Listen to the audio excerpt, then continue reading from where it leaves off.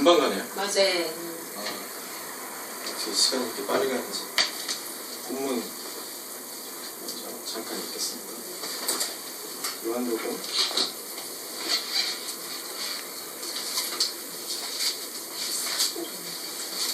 500명 가지고 있으신 분들이지.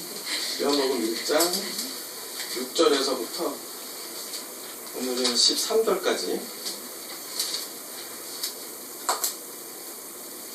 6절부터 13절 제가 읽겠습니다. 하나님께로부터 보내심을 받은 사람이 있으니 그의 이름은 요한이라. 그가 증언하러 왔으니 곧 빛에 대하여 증언하고 모든 사람이 자기로 말미암아 믿게 하려 함이라. 그는 이 빛이 아니요 이 빛에 대하여 증언하러 온 자라. 참빛 곧 세상에 와서 각 사람에게 비추는 빛이 있었나니 그가 세상에 계셨으며 세상은 그로 말미암아 지은 바 되었으되 세상이 그를 알지 못하였고 자기 땅에 오매 자기 백성이 영접하지 아니하였으나 영접하는 자 곧 그 이름을 믿는 자들에게는 하나님의 자녀가 되는 권세를 주셨으니 이는 혈통으로나 육정으로나 사람의 뜻으로 나지 아니하고 오직 하나님께로부터 난 자들이니라. 오늘도 쉴 것 같지 않아요?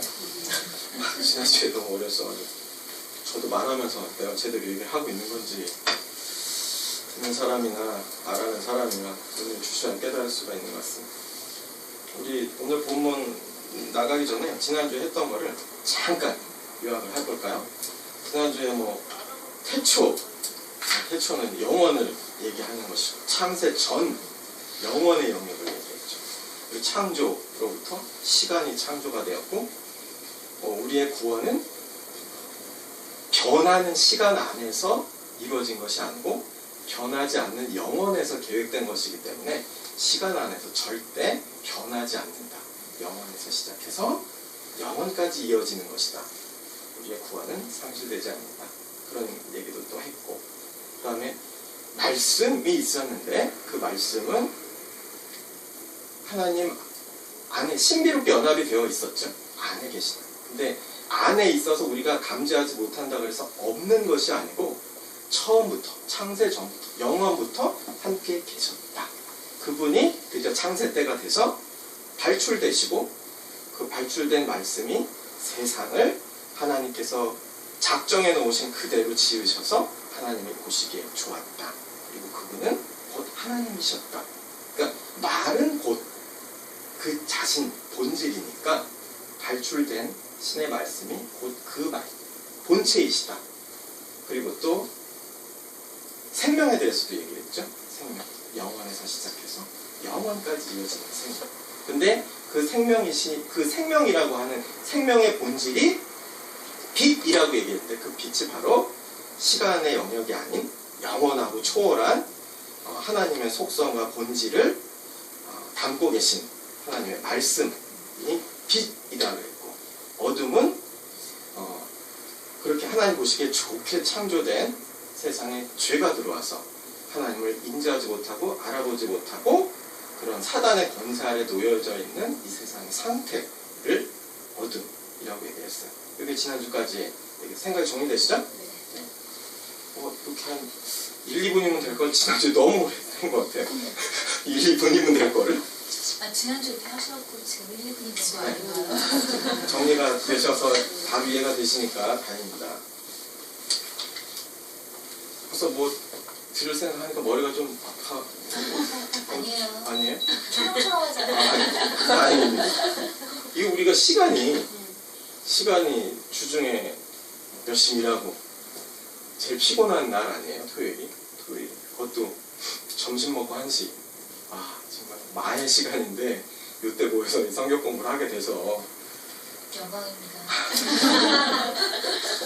졸음이 쏟아지지 않는 게 이상할 정도입니다. 졸음이 쏟아지죠. 지난주에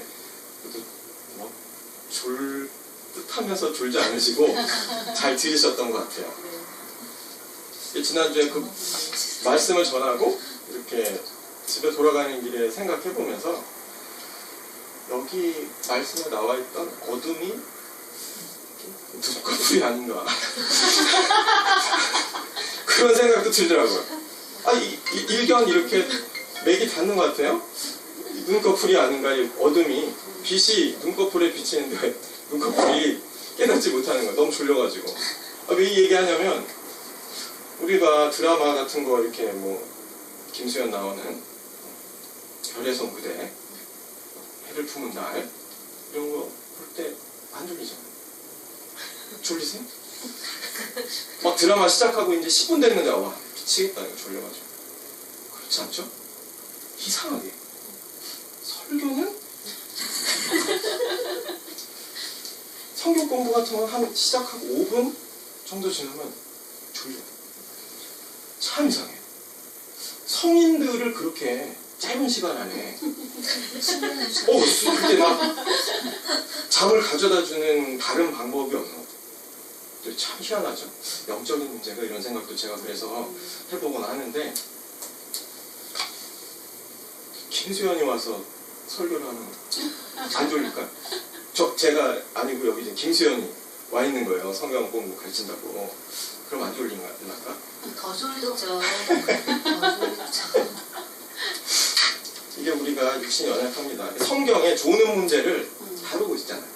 유두고가 사도행전에 보면 유두고가 다른 사람도 아닌 사도 바울, 성경을 기록한 사도 바울이 와서 복음을 전하는데 그 복음을 듣다가 3층 창문에 기대서 복음을 듣다가 이거 어서 오십시오. 3층 창문에 앉아가지고 그걸 듣다가 졸다가 떨어져서 죽었어요. 처음 들으시죠? 네. 유두고라는 사람이 사도 바울이 와서 복음을 전하는데 다른 사람도 아니에요. 사도 바울이야. 사도 바울이 와서 복음을 전하는데 그 졸음을 이기지 못하고 이게 난간에 3층 창문에 벌터 앉아있다가 떨어져서 죽었어요. 근데 죽고 끝나지 않았죠? 바울이 뛰어내려가서 죽은 유두고를 보고 얘가 죽지 않았다. 그리고 다시 유두고를 살려요. 저는 못 살립니다. 여러분 졸다가 넘어져서 다치면 뉴스 나와요. 어디 성경 공부하다가 다쳤다고. 저는 그런 능력이 없어요. 그러니까 다시 바짝 차리고 말씀을 잘 들었으면 좋겠습니다. 이런 거와 관련해서 사도행전 17장 11절에 보면은 제가 그냥 읽어드릴게요. 베레아에 있는 사람들은 데살로니가에 있는 사람들보다 더 너그러워서 간절한 마음으로 말씀을 받고 이것이 그러한가 하여 날마다 성경을 상고함으로, 여기 성경은 구약이에요. 성경을 상고함으로 그 중에 믿는 사람이 많고 또 헬라의 귀부인과 남자가 적지 아니한 이런 기록이 있어요. 사도 바울이 복음을 전하러 이제 여기저기 다니는데 전도여행을 여러 번 했죠. 근데 이제 그리스 땅에 들어가 당시 헬라 제국의 본산이죠. 이제 그 근방 베레아에 가서 복음을 전하는데 이 바로 직전 또 그 전도지가 데살로니가였어요. 성경에 나온. 거기서 너무 고생을 했어. 사도 바울이 그냥 막 너무 시달렸단 말이에요. 근데 베레아에 옮겨와서 복음을 전하는데 거기는 얼마나 바울이 사역하기가 괜찮았으면 데살로니가에 있는 사람들보다 더 너그러워서 간절한 마음으로 말씀을 받고 이런 마음가짐이 있었단 말이에요. 베레아 사람. 근데 중요한 건 이것이 그러한가요? 그러니까 사도 바울이 가서 복음이라는 걸 전했어요. 그 사람들은 생전 처음 듣는 얘기겠죠? 복음이라는 걸 가서 전했는데 그 전한 얘기가 자기 주변에도 유대인들이 전 유럽과 그 지역에 흩어져 살았잖아요. 유대인들 이전부터 흩어져 살았으니까. 유대인들이 여호와라고 얘기하던 그 신에 관한 얘기를 사도 바울이 전하는 것 같은데 조금 다른 얘기를 하는 거예요. 왜냐면 유대인들은 유대교를 믿고 유일신 하나님만 믿고 있었잖아요. 근데 사도 바울이 와가지고 유대인들이 믿고 있던 이런 종교가 있다. 너희들도 알지? 들어봤지? 근데 그 종교에서 올 거라고 얘기하던 메시아가 저 팔레스타인 땅에 왔다. 그리고 그분이 살았고 죽었고 부활해서 올라갔다. 라는 얘기를 사도 바울이 전해요. 그러니까 생전 이 사람들은 이제 복음은 처음이잖아요. 유대교는 혹시 접했을지 모르지만 그럼 저 사람 무슨 엉뚱한 소리 하고 있어. 이러고 말아야 되는데 어떻게 했다고요? 말씀을 받고 이것이 그러한가 하여 사도 바울의 설교를 듣고 저 사람이 지금 말하는 게 그러한가 하여 날마다 성경을 상고합니다. 구해서 봤다는 거예요. 유대인들이 보고 있던 율법 구약을 구해서 저 사람이 얘기하는 게 여기 기록된 내용의 실현됨을 얘기하고 있다. 그러니까 여기 뭐라고 기록되어 있나? 하고 읽어봤다는 거죠. 그랬더니 그 중에 믿는 사람이 많고 그랬어요. 우리가 말씀을 봐요. 말씀을 봐요. 제가 여기서 어떤 말재주를 가진 사람이 와서 말씀을 전해도 여러분들이 듣고 그냥 오늘은 이제 내 할 말 다 했다. 야, 내가 잘 들어줬으니까 됐다. 이게 아니고 과연 저 방송이라는 사람이 뭐 얘기하는데 저 얘기가 나한테 좀 낯선 얘기도 있고 익숙한 얘기도 있고 그런데 성경에 기록된 그 얘기를 제대로 옮기고 있는지 지가 지어내서 얘기를 하고 있는지 지 지혜와 지식에 의지해서 얘기하고 있는지 여러분들이 날마다 성경을 상고하셔야 됩니다. 이 사람들은 신약이 없었어요. 신약 성경이. 지난주에도 말씀드렸죠. 신약은 나중에 된 거예요. 구약밖에 없었어요. 구약만 읽고 사도 바울이 말씀한 걸 연결시켜서 믿었단 말이에요. 여러분들은 실현된 성경 여기 있잖아요. 신약까지 읽으시는 거죠. 당부를 드립니다. 주중에도 피곤하셔도 짬을 내셔서 과연 그러한가 하고 날마다 성경을 상고하셨으면 좋겠어요. 같은 맥락인데 여러분들이 이상하게 여기 선생님들 가르치는 분들 학교에서 가르치시고 학생들 가르치는 분들이 있어요. 근데 딱 가르치면 학생들이 물어보죠. 선생님 이 문제는 어떻게 풀어요? 또 선생님 이 코드 변화는 어떻게 해요? 화성하게 이 부분은 어떻게 해야 돼요? 물어본단 말이에요. 근데 여러분들이 그렇게 여러분에게 배우는 누구로부터 질문을 받았어. 거기에서 내가 알기는 아는데 잘 설명을 못하겠다. 그러시나요? 야, 내가 알긴 알겠어. 내가 알긴 알고 수학 문제를 물어봤어요? 야, 내가 알긴 알겠는데 알긴 하는데 설명을 못하겠다. 그런 건 없어요. 모르는 거예요. 모르는 겁니다. 우리가 직장에서 무슨 일을 하고 사업장에서 무슨 일을 하고 우리 또 집사님께서 산야초를 키우시는데 누가 산야초의 효능에 대해서 물어봐요. 내가 구매하고 싶으면 내가 알긴 하는데 얼마나 좋은지 내가 알긴 하는데 설명 못하겠다. 그런 거 없잖아요. 설명을 해야 돼요. 알긴 아는데 설명 못하는 거 없어. 모르기 때문에. 우리가 세상에 아주 사회에서 간단한 자격증을 따려고 해도 공부를 해야 돼요. 그렇죠? 근데 우리가 여기서 영혼의 문제를 다루는데 공부를 안 해요. 문제입니다. 문제. 또 공부하면 좀 목사님들도 피곤하죠. 그러니까 또 공부하라고 그렇게 얘기도 안 하죠. 우리는 여기 공부하라고 했으니까 열심히 공부를 해나가죠. 자, 6절입니다. 공부는. 하나님께로부터 보내심을 받은 사람이 있으니 그의 이름은 요한이라. 자, 우리가 시간이 많지 않기 때문에 본문을 찾아야 될 부분은 찾겠지만 제가 본문을 생략하고 한 번에 뭉뚱그려서 말씀드릴 부분은 뭉뚱그려서 말씀드릴게요. 여기에서 말하는 요한은 이 요한복음의 저자인 요한이 아니죠. 세례 요한입니다. 예수님보다 앞서서 세상에 보내심을 받고 결국 예수님에게 요단강에서 세례를 줘요. 예수님이 세례 요한에게 세례받고 공생을 시작하셨잖아요. 그 세례 요한을 얘기하는 거예요. 하나님께로부터 보내심을 받은 사람이 있으니 그의 이름은 요한이라. 여기서 마태, 마가, 누가 요한복음 전체에 다 세례 요한의 기사가 나와요. 중요하니까 나오겠죠? 요한에 대한, 이 세례 요한에 대한 개괄적인 거를 반드시 우리가 알아야 됩니다. 오늘 본문을 위해서는. 세례 요한은 예수님의 어머니가 마리아였어요. 마리아의 친족, 성경에 보면 이제 제가 말씀드린 성경에 나온 얘기만 말씀드린 거예요. 예수님의 어머니가 마리아인데 마리아의 친족, 얼마나 가까운 친족인지는 모르겠지만 친족인 엘리사벳이라는 분이 있어요. 여자분. 그 엘리사벳이 예수님의 어머니 마리아의 친족이에요. 그 엘리사벳의 남편은 사가랴라고 제사장이라고 성경에 되어 있어요. 당시 유대 땅에서 기득권층이죠. 목스러우신 예수님하고는 좀 비교가 돼요. 그러니까 제사장이었던 사가랴가 있는데 사가랴가 성전의 제사를 자기의 이제 맡은 순번이 돼서 제사장으로서 성전에 제사 행위를 위해서 들어갔어요. 근데 거기에서 가브리엘, 성경에 천사 가브리엘이 나타나서 수태고지를 해주죠. 네가 엘리사벳이나 사가랴가 나이가 많았어요. 아이를 낳기 힘든 시점이었는데 너 아이를 가질 거야. 네 아내가 아이를 가질 거야. 이런 말씀을 하시죠.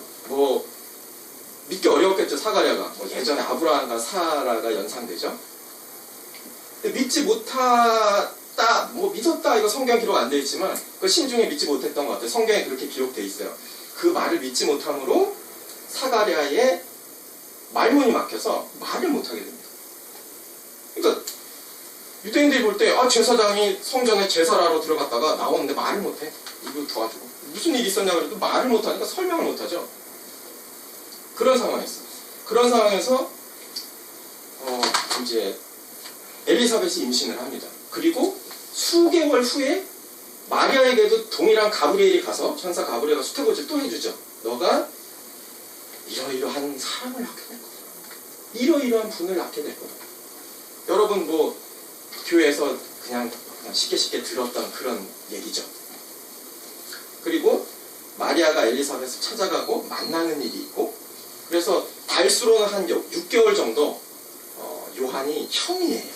예수님의 한 6개월. 친척 형인 거죠. 몇 촌인지 모르겠지만. 그리고 요한이 출생했을 때 드디어 겨우 사가랴의 말문이 열립니다. 그리고 그의 이름을 요한이라고, 고지받은 대로 요한이라고 짓게 돼요. 근데 그런 신비적인 사건이 다른 사람도 아니고 성전의 하나님의 현현인, 하나님이 임재하시는 성전에 제사를 드리러 갔던 사가랴가 경험한 일이기 때문에 유대인들 입장에서 굉장히 신비로운 일이에요. 그게 얼마나 신비로웠는지 성경의 기록에 보면은 온 유대의 도시뿐만이 아니고 산골까지 그 소문이 들어갔다.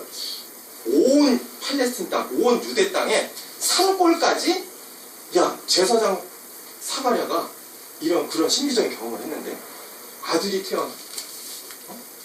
그 아들이 뭔가 심상치 않아. 이런 소문이. 그래서 성경 기록에 보면 이 요한이 장차 어찌 될 사람인가 하고 유대의 사람 전부가 산골에 있는 사람까지, 그 교통도 발달하지 않았던 그 시대에 산골에 있던 사람까지 그런 생각을 가지게 됐던 거예요. 성경에 그리고 뭐라 기록되어 있냐면 하나님이 그들의 마음을 그렇게 준비시키셨다. 이렇게 기록이 되어 있어요. 그리고 드디어 이제 요한이 태어난 상태에서 성경에 보면 빈들로 나갔다고 되어 있어요. 광야로 나갔다. 근데 여기서 이제 잠깐 확인해야 될 게, 광야 나가서 뭐하고 살았나. 그쵸? 광야로 나갔다 돼 있고, 그냥 다음에 대한 세례 요한의 해설은 그가 다시 다 장성해서 유대 사람들 앞에 나타났단 말이에요. 광야 어디가 있었나? 근데 그 부분은 이제 학자들이 성경에 보면 바리새파, 사두개파 이런 게 있죠. 근데 성경에 직접 기록은 안 되어 있지만 에세네파라고 또 있었어요. 유대인의 종파 중에 바리새, 사두개, 그리고 에세네라는 파가 있었는데, 에세네파 사람들은 정말 철저하게 율법을 지키고 또 금욕 생활을 하려고 했고 약간 종말지향적이기 때문에 사람들하고 어울려 살지 않고 좀 도시에서 떨어져가지고 광야에 나와 살았어요. 동굴 생활. 그래서 그거를 뭐 여러분 들어보셨는지 모르겠지만 사해사본이라고 1900년대 초중반에 저기 사해 가까운 곳에서 동굴에서 구약 성경 두루마리가 이제 대규모로 발견이 됐어요. 이제 거기가 그 SNF 사람들이 모여 살던 쿰란 공동체, 이건 역사적으로 나와 있고 이제 고증이 된 건데, 쿰란 공동체 사람들이 있었단 말이에요. 그러니까 학자들이 추정하기에 요한이 광야에 나가 생활했다고 했을 때 그 SNF 사람들이 모여 살던 쿰란 공동체라는 데 가서 생활한 게 아닌가 하고 추정을 해요. 근데 성경에는 그 부분이 전혀 기록이 되어 있지 않아요.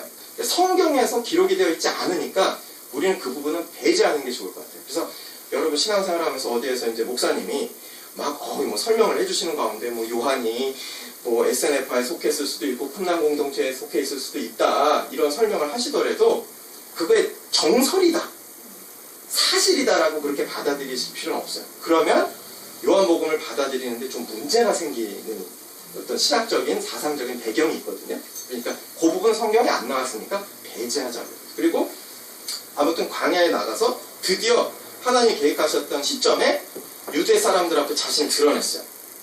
그러니 유대 땅에 난리가 났겠죠.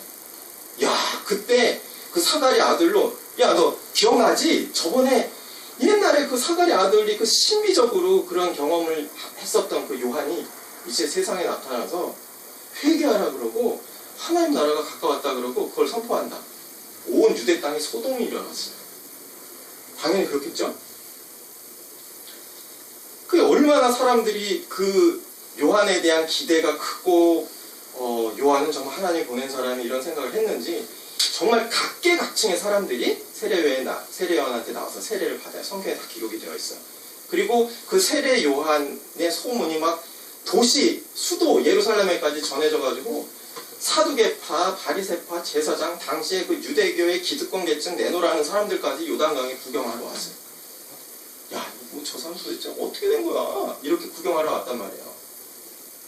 그리고 그 소문이 당시 왕, 베로다, 분봉왕이라고 그러죠. 성경에 나오는 분봉왕이 뭐냐면 로마의 그 식민지들의 그 로마에 의해서 세워진 왕들을 분봉왕이라고 그래요. 그러니까 유대인들에 의해서 자체적으로 추대된 왕이 아니고 로마의 외압에 의해서 주도적으로 세워진 왕, 분봉왕. 분봉왕 헤롯이 있었는데 헤롯 왕의 동생이 빌립이라고 있어요. 근데 빌립의 부인이 헤로디아야. 근데 헤로디아를 동생의 아내에 취했어요. 동생의 아내에 취해서 결혼을 했단 말이에요. 그거를 요한이 책망을 했어요. 불의하다. 이렇게 책망을 했단 말이에요. 그러니까 헤롯 왕이 단순히 누가 주변에서 불의하다라고 얘기했으면 뭐 잡아 죽이던지 어떻게 했을 텐데, 아니 온 유대 땅에서 야, 저 사람 도대체 저 사람 어떻게 하나님이 보낸 사람이라고 막 기대가 최고조에 달해있는 요한이 그런 얘기를 하니까 어떻게 헤롯이 용납할 수가 없었겠죠. 잡아다가 여기에다 가둡니다. 그러니까 예수님한테 세례를 준 이후에요. 예? 예수님한테 세례를 주고 그 이후에 요단강에 조금 더 사역을 하다가 어느 시점에 돼서 그 어떤 그 영향력에 의해서, 그러니까 어느 중첩되는 시간 정도는 예수님의 사역과 세례 요한의 사역이 약간 중첩되게 갔던 거예요. 예수님은 예수님대로 사역을 하시고 요한은 요한대로 사역을 했어요. 세례 요한. 그래서 아무튼 헤롯에 의해서 감옥에 갇히게 돼요. 그게 성경에 다 나와 있는 기록입니다. 자, 7절, 8절. 그가 증언하러 왔으니 곧 빛에 대하여 증언하고 모든 사람이 자기로 말미암아 믿게 하려 함이라. 그는 이 빛이 아니요 이 빛에 대하여 증언하러 온 자라. 여기서 요한 조금 전에 요한의 개인적인 부분을 살펴봤다면 여기서는 요한이 탄생하던 즈음의 이스라엘의 역사적인 배경을 좀 봐야 돼요. 다 이유가 있어서 이 문장이 기록이 된 거거든요. 구약에 우리가 흔히 교회 다니면 구약시대 마지막 선지자라고 얘기하는 게 누구죠? 말라기 선지자예요. 말라기 선지자가 구약의 마지막 선지자다, 우리가 보통 그렇게 얘기해요. 그래서 사실 뭐 교회에서 말라기 선지자의 어떤 역사적인 위치나 배경보다는 말라기 선지자가 얘기하는 11조 말라기 선지 11조 이렇게 강조하잖아요. 그걸로 거의 이제 말라기 선지자 인용이 되는데, 물론 배제할 수 없겠죠, 그런 얘기는. 그러나 이스라엘 역사와 구속사의 입장에서 놓고 보면 말라기 선지자는 공식적으로 등장한 구약시대 마지막 선지자였어요. 그리고 말라기 선지자가 이제 말라기 선지서가 기록이 된 이후에는 이스라엘 땅에 선지자가 없었어요. 400수십 년 동안 없었어요. 그래서 말라기 선지자하고 이제 우리가 흔히 얘기하는 이 신약 사이를 신구약 중간기라고 그래요. 뭐 선지자도 없고 뭐 계시가 내려왔다는 얘기도 없고, 이게 역사적으로 공백기란 말이에요, 유대 땅에는. 자, 그런 상황에서 로마의 침략을 받아서 나라는 망했지, 선지자는 안 나오지, 유대인들이 뭘 붙잡을 게 없어요. 그렇죠? 그런데 구약에는 유대 백성들이 그런 과정을 겪을 거라고 또 예언이 되어 있잖아요. 그래서 어느 시점이 되면 다윗 왕의 어떤 영화를 회복하면서 하나님으로부터 온 유대 땅을 다스릴 수 있는 그런 존재가 나타날 거다. 메시아다. 그리스도가 나타날 거다. 이런 기대감이 유대인들한테는 있었단 말이에요. 그런 배경이 있는 상태에서 요한이 나타났죠? 어땠겠어요? 야, 이거 구약에 우리가 붙잡고 있었던 그 메시아인가? 그리스도인가? 엘리야인가? 왜 엘리야인가 이런 생각이 있냐면은,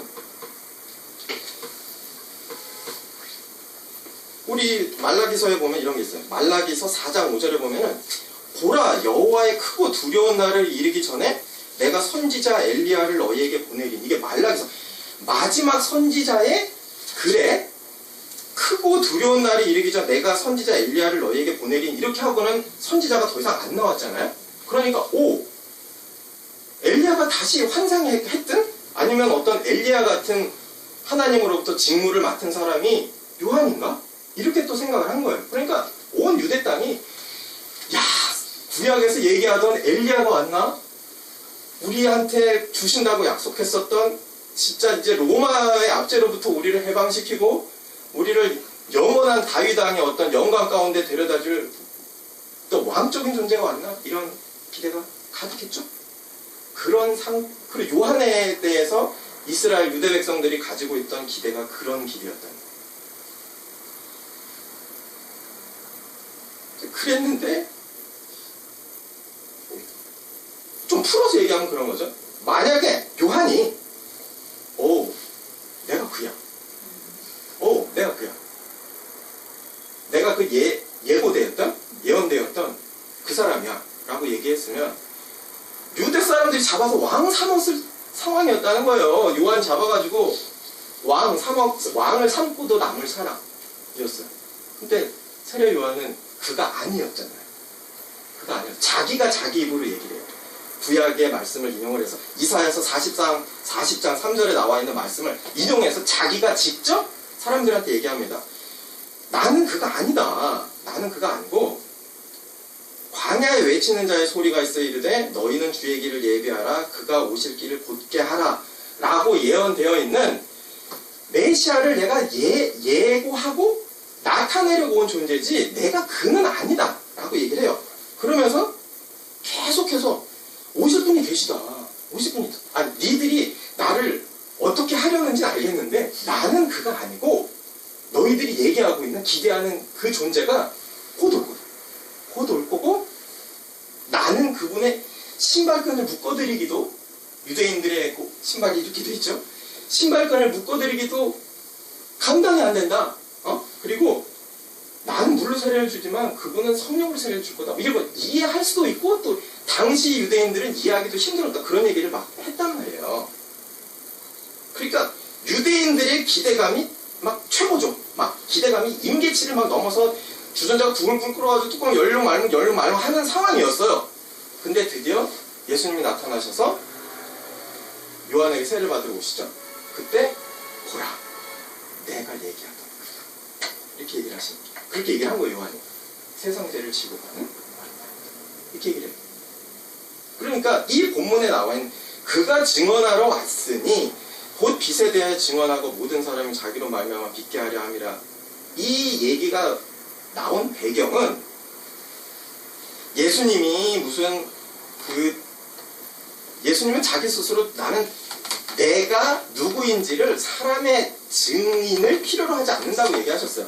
그럼에도 불구하고 여기는 어떤 증인을 앞서 세우셨다고 기록을 하고 있잖아. 이유가 뭐냐면 예수님이 누가 나를 좀 도와줘야 내가 나를 증거할 수 있겠다. 이게 아니고 사람들로 하여금 예수님을 보다 쉽고 정확하게 알아볼 수 있도록 하기 위해서 세례 요한이 앞서왔다는 거예요. 누군가를 엄청나게 기다렸던 사람이 온 것 같은데 그 사람이 너희들이 기다린 내가 아니고 이 사람이다라고 지목을 해줄 때 사람들이 훨씬 그 사람에 대한 집중도가 높아지고 그 사람을 이해하는 데 도움이 되겠죠? 그래서 당시 최고의 기득권층의 아들로 온 거예요. 예수님이 느닷없이 목수의 아들로 와가지고 내가 좀 직업을 그동안 좀 가지고는 있었는데 사실 이게 내 직업이 아니고 내가 메시아야 이렇게 얘기해주면 사람들이 안 믿는단 말이에요. 물론 우리가 지난주에 배웠듯이 택한 사람들은 믿었겠죠? 그렇죠? 택한 사람들은 믿었겠죠. 그러나 성경의 기록은 예수님을 위해서 요한이 앞서온 게 아니고 사람들을 위해서 요한이 앞서왔다는 거예요. 사람들을 이해시켜주기 위해서.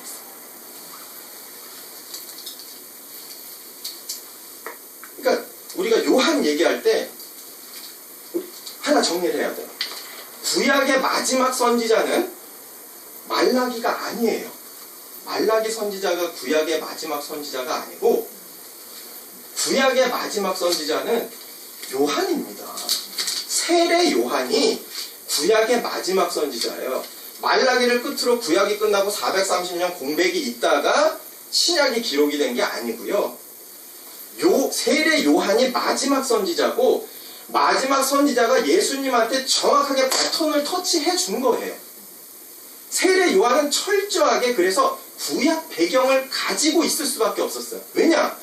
세례 요한이 철저한 구약 배경을 가지고 있었어야 예수님이 세상에 드러내실 때 저분이 우리가 믿고 기다리던 우리가 그렇게 구약에서 믿고 기다리던 그분이구나 라고 알아볼 수 있었기 때문에 예수님은 우리가 믿고 기다리던 그분입니다라고 얘기해 줄 수 있고 지명을 해줄 수 있는 사람은 그 누구보다도 철저하게 구약의 배경을 가진 사람이어야 됐다는 거죠.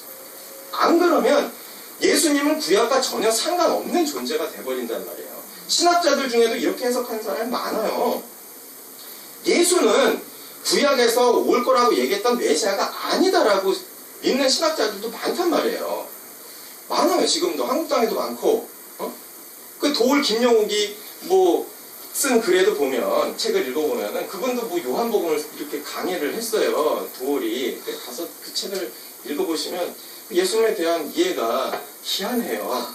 왜냐 사람마다 인간이기 때문에 그런 오해를 할 수가 있단 말이죠. 그런 오해를 없애기 위해서 정확하게 구약적인 배경을 간 사람. 이게 제 얘기가 아니고 예수님이 그 말씀을 하셨어요. 누가복음 16장 16절에 보면 율법과 선지자는 요한의 때까지요. 예수님이 얘기하신 거예요. 율법과 선지자는 요한의 때까지요. 그 후부터는 하나님 나라의 복음이 전파되어 사람마다 그리로 침입하느니라. 예수님 하신 말씀이에요. 다른 사람이 한 얘기가 아니고. 세례 요한은 마지막 선지자였어요. 공식적인 어떤 세례 요한이 어떤 선지서를 남기지 않았을 뿐이지 세례 요한은 정확하게 마지막 선지자였다는 말라기가 예수님이 그렇게 얘기하신 거죠. 그리고 이 요한복음의 저자인 요한이 세례 요한의 제자였어요. 원래 세례 요한의 제자였는데 그러니까 지금 이 요한이 왜 이렇게 자세하게 세례 요한에 대해서 또 어떤 세례 요한의 위치에 대해서 얘기를 하고 있냐면 그런 철저한 유대적인 배경을 가지고 있었던 세례 요한의 가르침에 그 누구보다 자기가 가장 가까이 그 말씀을 들었단 말이에요. 그러니까 이 요한복음의 저자 요한이 철저하게 유대적인 가르침, 유대 전통의 가르침에 서서 요한에게 배웠다는 거예요. 세례 요한에게. 그러니까 선생에 대한 이해가 있는 거죠. 그런데 딱 잘라서 말하죠. 그는 이 빛이 아니에요. 자기 원래 스승을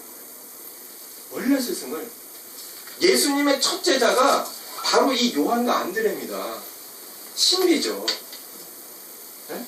예수님의 첫 제자가 이 요한이에요. 요한과 안드레. 그러니까 세례 요한, 그의 제자였던 요한과 안드레, 예수님이 어떻게 신비롭게 그렇게 연결이 되어 있는 거죠. 하나님 계획하신 거예요. 그리고 세례 요한의 제자가 그렇게 믿고 따르던 자기 스승 그 빛이 아니다라고 선언해버리는 거란 말이에요. 그리고 예수님을 따르죠.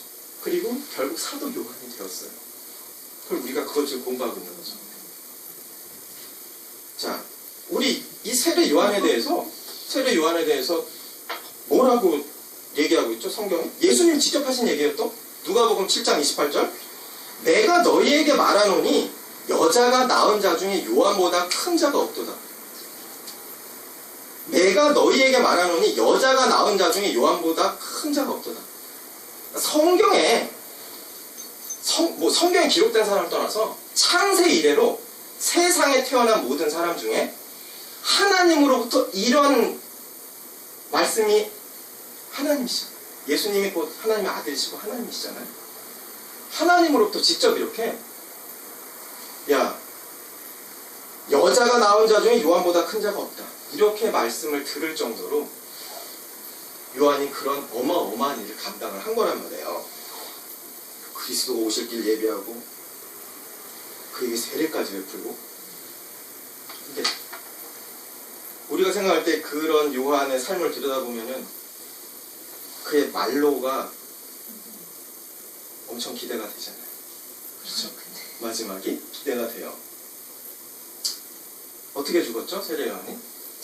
참수당했어요. 목배임을 당해서 죽었어요. 아까 얘기한 것처럼 그 헤롯에게 부정함을 얘기했다가 옥에 갇혔어요. 옥에 갇혔다가 그 헤로디아가 그 세례 요한이 자기 자신을 책망하는 것에 대해서 너무 분노했죠. 그래가지고 딸과 계략을 꾸미죠. 헤롯이 잔치를 베풀었는데 그 잔치에 나가서 춤을 추게 됐어요. 딸이. 그래서 헤로디아의 딸이 나가서 예쁘게 추고 얼마나 잘 췄는지 나라의 반이라도 떼줄게 내가. 헤롯이 큰 소리를 뻥쳤어요. 그랬더니 헤로디아의 딸이 나가서 엄마한테 물어보죠. 왕이 나한테 나라의 반을 떼어준다는데 뭘 요구할까요? 헤로디아가 요한의 목을 요구해요. 그래서 세례 요한은 육부임을 당합니다. 우리한테 너무 낯설죠. 그런 광경이. 우리가 신으로부터 보냄을 받아서 정말 신으로부터 여자 중에 낳은 사람 중에 이렇게 큰 사람이 없다라는 인정을 받았는데 누군가가, 예를 들어 내가, 예를 들면 오늘날 아직도 이런 일이 있잖아. 한국에도 어떤 역술인이 이번 대선의 대통령이 누가 될 거다, 이번을 예언을 해놨어. 그 사람 됐어. 그 정권 내내 그 역술인은 그 정권뿐만이 아니고 일생 이제 그 문전성시를 이루는 그 역술을 보러 전보러 오는 사람들 때문에 사상가 이런 것도 아니고 역술인인데 맞췄다고 그 사람이 누릴 부귀영화. 요즘에도 한동안 시끄러웠죠. 그것 때문에. 그럴 정도의 대접을 받는 게 이 세상에, 한국도 아직도 그래요. 점을 잘 봐도. 근데 하물며 신으로부터 보냄을 받아서 신을 지목해 주었는데 우리하고 너무 생각하는 거하고 낯설어요. 빛이 아니니까. 그냥 빛을 증거하러 온 거니까. 근데 요즘 교회, 또 한국에 좀 내놓으라 하는 교회 보면은 목사님들이 빛이야 그냥. 그죠? 목사님들이 그냥 빛의 자리에 가 있어요. 빛의 자리에 앉아 있고 내가 빛을 좀 증거하다 보니까 내가 빛이 아닌가. 그걸 아예 내가 빛이다라고 얘기하면 이단이고, 그렇죠? 내가 빛이야, 내가 하나님이야, 내가 예수님이야 이렇게 얘기하는 사람도 있어. 그렇게 대놓고 얘기하면 이단이지만 그렇게 대놓고 얘기는 안 하는데 내가 빚을 신고하는데 빚인 것 같기도 하고, 무엇보다 문제는 성도들이 빚의 증거로 목사님을 대하지 않고 성도들 자체가 빚처럼 대하지. 목사님만 그렇습니까? 우린 안 그래요? 그러다 빚더미에 오르. 맞아요. 그러다 빚덩이에 오르죠. 영광을 누리려고 막 어마어마한 걸 지어놓고 하다가 내가 거기 전에 거하리를 하면서 적절한 비유예요. 목사님들은 그런 게 아니에요. 일반 성도들, 일반 그리스도인들 똑같아요. 기도하잖아. 하나님, 나에게 큰 일을 감당할 수 있게 해주세요. 하나님의 거룩한 일을 감당할 수 있게 해주세요. 나는 좀 힘들 것 같고, 내 자녀들에게도 하나님 좀 거룩한 일을 감당하게 해주세요. 그런 기도 많이 해주잖아요. 우리가 복 빌어주면서 축복하고 자녀들. 다 좋아요. 좋은데, 그 속내는 어떠냐는 거죠. 우리 자녀, 또는 우리 자녀가 하나님으로부터 크게 쓰임받는 하나님의 거룩한 일에 사용되게 해주십시오. 이렇게 기도하는데, 그게 하나님을 위해서 그렇게 기도하는 건지, 아니면 우리가 그런 거룩한 일을 좀 감당하다 보면 나도 좀 뭔가 그거에, 무슨 말씀인지 아시겠죠? 뭔가 그거에서 좀 뭔가 떨어지는 뭐라도 내가 누릴 수 있지 않을까? 그런 기대가 없습니까? 다 있습니다. 다 있어요. 자, 근데 우리 그렇게 기도했어. 하나님 응답하셨어. 그래. 내가 너를 정말 거룩한 일을 큰 일을 사용하겠다. 요한처럼 쓰게. 세례 요한처럼. 감당하시겠어요? 참수당하시는데. 하나님이 큰 일에 그냥 사용하시고, 진짜 지금 시절에 참수는 안 당하겠지만, 우리가 상상할 수 없는 그런 어려움을 겪다가 하나님을 증거하고 살다가 그런 어려움을 겪고,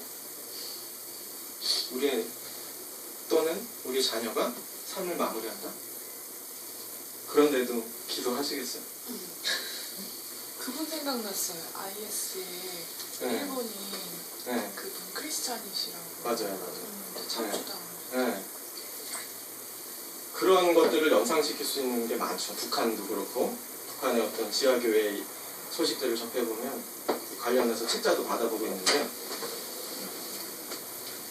요즘 한국교회에서 얘기하는 내용들 너무 낯설어요.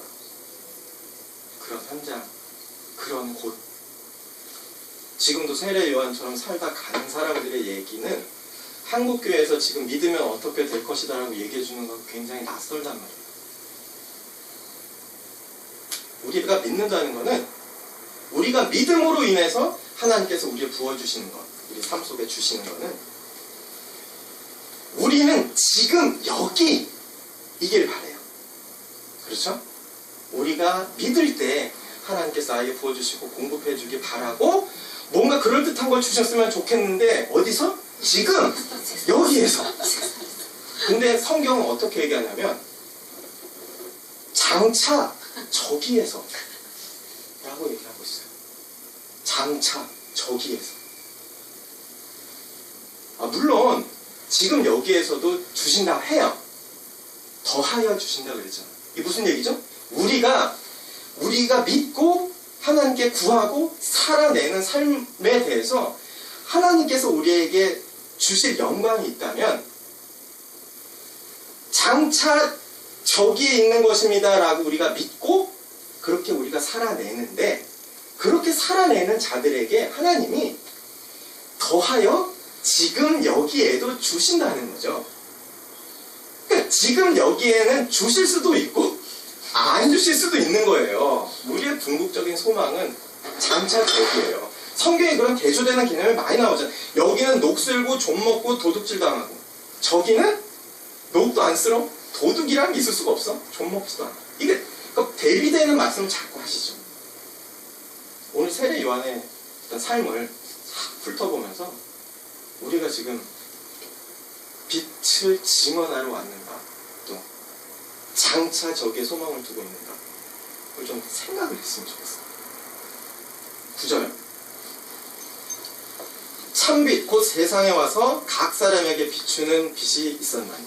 아, 또 어려워. 빛 얘기만 나오면 어떻게 설명을 해야 되나. 빛. 근데 우리가 빛에 대해서는 지난주에 배웠잖아요.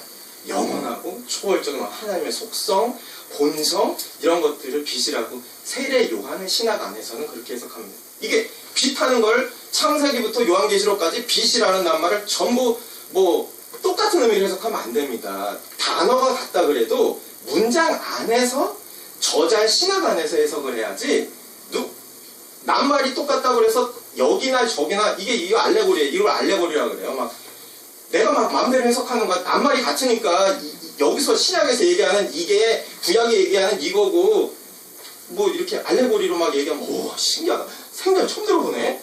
막 우리가 그렇게 빠져들기도 하죠. 근데 그 알레고리가 막 우스개로 얘기하면 이거예요. 원숭이 엉덩이는 빨개. 빨가면 사과는 맛있어. 맛있으면 바나나. 그렇게 해서 결국 어디가 백두산까지 가잖아요. 이런 해석을 하는데 이게 또 듣는 사람 입장에서 굉장히 신기하게 들리거든요. 우리 그 솔깃해서 가는 거예요. 이단도 그렇지만 정통이라고 하는 교회 안에서도 이런 알레고리로 너무 횡행을 해요. 우리 좀 경계를 해야 돼요. 빛은 여기서 빛은 우리가 지난주에 얘기했던 그 빛이에요. 근데 여기 앞에 붙어있는 빛 할 때 참은 여기 헬라어는 우리가 참의 반대말 보통 얘기하면 참이다 할 때 반대말은 거짓, 뭐 악함 이런 거잖아요. 근데 여기에서 말하는 참은 대조되는 개념이 거짓, 악함 이런 게 아니고 부분. 이해가 되시죠? 어떤 참과 거짓 이런 개념도 있지만 온전함과 부분적인 것 이런 개념도 있을 수 있잖아요. 근데 여기서 말하는 참은 부분적인 것에 대해서 대조되는 온전한이라는 어떤 의미를 가진 참이에요. 그러면 요한이 글을 써내려가면서 성령의 영감에 의해서 글을 써내려가면서 자신이 여기다 참, 그러니까 온전한, 완전한, 근원적인 빛 이렇게 쓸 때 요한이 전제하고 있는 부분적인이라는 개념이 있을 거 아니에요. 그렇죠? 참이라고 얘기할 때는 자기가 어떤 부분적인 것이다라는 개념을 전제로 하고 참이라고 썼습니다. 근데 이게 앞구절이나 바로 뒤에 따라 나오는 뒷구절을 문맥을 보면은 여기서 말하는 부분적이다라는 또 부분적인 빛이라고 할 때 이 부분적이 좀 이중적인 의미를 가지고 있어요. 먼저 하나의 개념은 어떤 거냐면은 예수 바로 앞에 나오는 세례 요한을 예를 들면 좋을 것 같아요. 세례 요한이 어떻다고 그랬죠? 빛이 아니고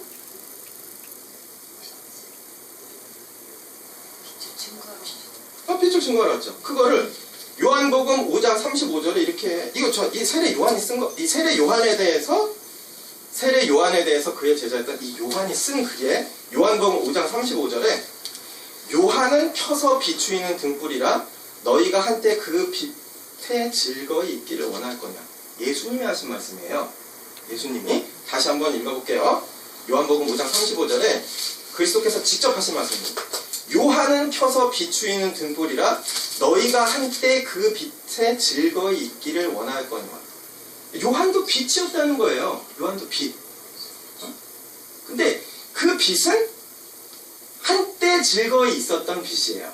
한때 비추던 빛. 근데 이제 참빛이었다. 이거예요. 그러니까 여기서 요한이 이 저자 요한이 말하려고 하는 이 세례 요한을 빛이다라고 얘기하는 건 부분적인 빛을 얘기하는 거죠. 그러니까 구약시대에 뭐 족장이었던 아브라함, 모세, 또 뭐 선지자들 이사야, 엘리야, 왕이었던 뭐 다윗, 솔로몬 이런 사람들이 또 어떤 형식이나 형태로 주어졌던 율법 이런 것들, 그러니까 저 영원하고 초월적인 것들을 이 세상으로 끌고 내려오던 부분적인 빛들, 사람일 수도 있고 그게 율법일 수도 있고 결국 그런 사람들이 하나님을 계속 세상에 알렸잖아요. 선지자 또 족장이 삶을 통해서 가르침을 통해서 세상에 알리고 하나님은 또 율법을 주심으로 인해서 어떤 형식으로 하나님 알리시고, 그러니까 부분적인 빛이 계속 내려왔다는 거예요. 부분적인 빛이 계속 내려왔는데 이제 그런 부분적인 빛이 아니고 참빛, 그 빛의 근원, 본체가 내려왔다는 거예요. 그걸 얘기하고 있는 거죠. 첫째 의미가. 그리고 두 번째 의미. 그러니까 여기서 이제 세상에 오셨다, 참 믿고 세상에 왔다 하는 게 그 빛의 본체인 말씀이 육신으로 오셨다, 성육신, 인간으로 오셨다. 그 얘기를 첫째 하는 거예요. 그래서 앞구절하고 연결하면은 여기서 말하는 참에 대조되는 부분은 요한같이 부분적으로 하나님을 계시했던 여러 사람, 방법들이 부분적인 빛에 비해서 예수 그리스도께서 성육신하고 오신 건 참빛으로 오신 거다라는 거고, 또 두 번째는 다음 구절하고 이어지는데, 하나님이 인간을 창조하실 때 완전하게 창조하셨어요. 그리고 인간에게 하나님의 형상을 따라 인간을 창조했다 그랬어요. 형상, 이미지. 이게 뭐냐면 요 모양, 뭐 머리, 손발 요렇게 만드셨다. 요게 아니고 거기서 말하는 구약에서 말했던 형상은 하나님의 속성 얘기예요. 하나님의 속성, 본질을 반영한 존재라는 거예요. 그러니까 우리가 하나님 그러면 하나님 뭐 요 모양으로 하나님 형상을 따라 만들었다니까 하나님도 나중에 가서 만나보면 우리처럼 이렇게 생겼을 거다라고 생각하는데, 그거는 만나봐야 알고, 거기서 말하는 형상은 이런 형태를 말하는 게 하나님의 본질과 속성을 반영한 존재라는 거예요. 본질과 속성을 반영한 존재. 그러니 그것도 다른 사람은 다 흙으로 이렇게 지었지만 사람은 하나님이 숨을 불어가지고 독특하게 창조가 됐단 말이에요. 그러면서 하나님 형상을 따라 창조를 했어요. 그러니 얼마나 하나님의 속성이 정말 잘 구현된 존재였겠어요, 사람이. 근데 죄가 들어왔죠. 죄가 들어와서 엉망진창이 됐어요. 하나님이 창조하신 모든 섭리가 다 깨지고 인간이 하나님을 감지할 수 있는 능력도 없어지고 크게 멍텅구리가 돼버렸단 말이에요. 전적으로 부패를 해버렸단 말이에요. 그럼에도 불구하고 우리가 아담과 하와가 죄를 짓고 에덴 동산에 쫓겨나 세상 나가 살면서 이제 하나님께서 인간에게 부여하신 형상은 다 잃어버렸으니까 인간이 어떻게 됐죠? 그냥 뭐 짐승이 됐나요? 개돼지 마냥 이제 다시 네 발로 기고 그렇게 됐어요? 그렇지 않아요. 인간은 여전히 인간으로 존재했어요. 그렇죠? 그러니까 여기에서 말하는 참에 반대되는 부분이라는 개념의 또 하나는, 하나님이 처음에 인간에게 하나님의 속성과 본질을 따라서 부여하신 기능이 있는데, 그 기능이 죄에 의해서 엉망진창이 됐음에도 불구하고 그에게 기본적으로 처음에 불어넣으셨던 그 빛이 너무나 강렬했기 때문에 흙이 멍텅이 됐어도 희미한 흔적이 남아있는 거예요. 그거를 칼빈이 인간 이성에 남아있는 하나님의 희미한 흔적이라고 이렇게 표현을 했는데 참 적절한 표현인 것 같아요. 흔적이 남아있는 거예요. 우리가 그 흔적을 붙들고도 이런 걸 이뤄놨다니까요. 이 세상을 이뤄놓은 거예요. 이 정도로 과학이 발달하고 사상이 발달하고. 무슨 얘기인지 이해가 되시죠? 하나님께서 정말 완전한 어떤 인간에게 기능을 부여하셨는데, 그 기능이 죄로 인해서 엉망진창이 됐음에도 불구하고 그 흔적에 의지해서도 여기까지 인간이 왔다. 뭐 역사를 공부하시고 역사를 전공하신 분도 계시겠지만, 카하가 있죠, 이에치 카하가. 역사는 우연이 아니고 필연이다. 근데 보면 좀 거기가, 우리가 이제 역사는 우연이 아니고 필연이다 이럴 때, 제가 역사를 공부하다 보면은 인간 역사는 뭘까? 근데 내려지는 결론은 다음 세대에 의해서 전 세대가 전복되는 역사인 것 같아요. 인간은 끊임없이 완전한 체제, 완전한 사상, 완전한 이데올로기를 계속 추구하잖아요. 그래서 막 예전에 고대 부족국가였다, 노예제였다, 봉건제였다, 자본주의, 사회주의, 그랬다 이제 뭐 신자유주의, 뭐 사회민주주의 하자 그러고 그래요. 사상은 또 각 시대마다 우리 배웠잖아요. 철학 사조들, 또 해결은 뭐 정반합해서. 문제는 그런 우리가 사상들, 가치들을 쭉 추구하면서 이제 우리가 유토피아 어디 언저리 좀 왔나요? 이제 좀 있으면 우리의 이성의 근거에서도 거의 유토피아에 가까이 왔는데, 그런 세상에 지금 가까이 와 있는 어디쯤에 있나요? 그렇지 않아요. 인간에게 남아있는 그 하나님의 본질의 희미한 흔적 가지고도 인간이 끊임없이 뭔가를 추구해 왔어요. 가치? 그러나 항상 다음 세대에서 전복돼요. 완전하지 않다는 거예요. 엊그제까지는 합법이었던 게 이제는 불법이 되고 불법이었던 게 합법이 돼요. 그렇죠? 엊그제까지는 윤리였던 게 지금 비윤리가 돼요. 비윤리였던 게 윤리가 돼요. 불완전해요. 불완전하지만 그래도 지금까지 이렇게 유지되고 있어요. 그 희미한 흔적만으로. 그리고 그 희미한 흔적만으로 지성과 이성을 최대한 발휘해서 이제 우주로 나가잖아요, 인간이. 우주에 나갔는데 그 인간에게 남아있는 희미한 흔적으로 그 능력으로 우주에 나갔는데 우주에 나가서는 신이 없다 그러죠. 우주에 나가보니까 신이 없더라고요. 그런단 말이에요. 참으로 아이러니죠. 그걸 지금 요한이 얘기하고 있는 거예요. 다 기능을 잃어버렸지만 부분적인 빛 가지고도 우리가 유지하고 인간이 인간답게 살아갈 수 있었다라는 거죠.